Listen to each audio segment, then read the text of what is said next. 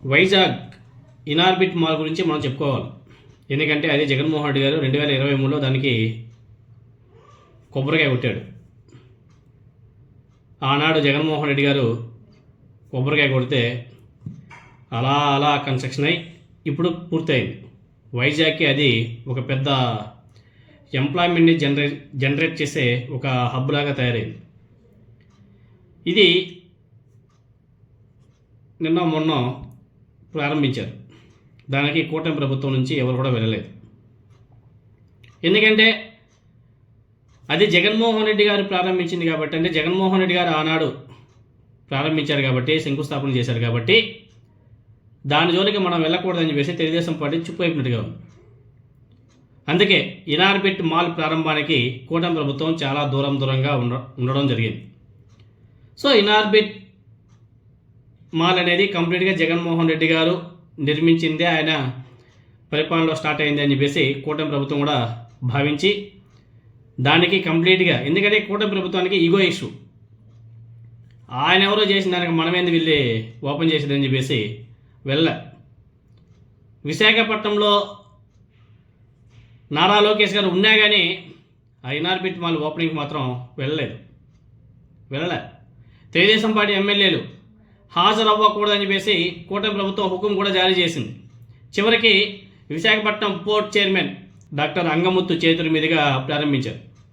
2023 August 1వ తేదీన జగన్మోహన్ రెడ్డి గారి చేతుల మీదుగా మాల్కు శంకుస్థాపన చేస్తే అది మొన్న దానికి ప్రారంభించడం కూడా జరిగిందని. అంటే ఎంత స్పీడ్గా పనులు జరిగాయో దీన్ని బట్టి మనం అర్థం చేసుకోవచ్చు. అద్భుతంగా నిర్మించారు రహేజ గ్రూప్ వాళ్ళు దాన్ని నిర్మించింది, అద్భుతంగా నిర్మించారు. రాష్ట్రానికి పెట్టుబడులు, నిరుద్యోగులకు ఉద్యోగాలే లక్ష్యం అని చెప్పేసి ప్రగల్భాలు పలికే చంద్రబాబు నాయుడు గారి ప్రభుత్వం అసలు రంగు ఏమంటే విశాఖ ఇనార్బిట్ మాల్ ప్రారంభోత్సవం వేళ చాలా స్పష్టంగా అర్థమైంది. గతంలో వైఎస్ఆర్ కాంగ్రెస్ పార్టీ ప్రభుత్వ హయాంలో మాజీ ముఖ్యమంత్రి జగన్మోహన్ రెడ్డి గారు శంకుస్థాపన చేసినటువంటి ఈ ప్రాజెక్టు మీద ఆయన ముద్ర చెరిగిపోలేదన్న కక్షతోనే చంద్రబాబు నాయుడు గారి ప్రభుత్వం ఈ కార్యక్రమానికి దూరంగా ఉందన్న విమర్శలు కూడా గట్టిగా వినబడుతున్నాయి. సౌత్ ఇండియాలోనే అతి పెద్దదైనటువంటి ఈ మాల్ పనులు గత వైఎస్ఆర్ కాంగ్రెస్ పార్టీ ప్రభుత్వ హయాంలోనే 70% పూర్తి అయిపోయి, అది ఎవరిని అడిగినా చెప్తారు, అది అందరికీ తెలిసిందే. సుమారు 600 కోట్లతో 8,000 మందికి ఉపాధి కల్పించే ఈ మెగా ప్రాజెక్ట్ క్రెడిట్ ఎక్కడ జగన్మోహన్ రెడ్డి గారికి దక్కుతుందో అన్న భయంతోనే విశాఖపట్నంలోనే ఉన్నటువంటి నారా లోకేష్ గారితో సహా తెలుగుదేశం పార్టీ ఎమ్మెల్యేలు ఎవరు కూడా అటువైపు కన్నెత్తి కూడా చూడలేరు. అంటే కూటమి ప్రభుత్వానికి ఎంత ఈగో ఇష్యూ ఉందో దీన్ని బట్టి మనం అర్థం చేసుకోవచ్చు. నగరాభివృద్ధి కంటే రాజకీయ వైషమ్యాలకు కూటమి ప్రభుత్వం ప్రాధాన్యత ఇస్తుంది అని చెప్పేసి ఈ ఘటన చాలా స్పష్టంగా నిరూపిస్తుంది. విశాఖపట్నం వీళ్ళు చెప్తుంటారు కదా, విశాఖపట్నాన్ని మేము గ్లోబల్ సిటీగా మారుస్తామని చెప్పేసి ప్రగల్భాలు పలుకుతుంటారు కదా, కేవలం రాజకీయ వైరంతోనే ఈ కార్యక్రమానికి దూరంగా ఉన్నారన్న టాక్ కూడా గట్టిగా వినబడుతుంది.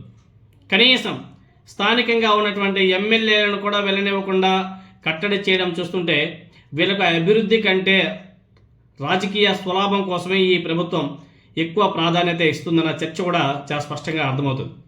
ప్రభుత్వ పెద్దలు ఎవరు హాజరు కాకపోవడంతోనే మొన్న సోమవారం రోజు Visakha port authority chairman doctor M Angamuthu చేతుల మీదుగా ఇనార్బిట్ మాల్ను ప్రారంభించారు. ఈ నెల 27వ తేదీ నుంచి ప్రజలకు పూర్తి స్థాయిలో ఆ మాల్ అందుబాటులోకి కూడా రాబోతుంది.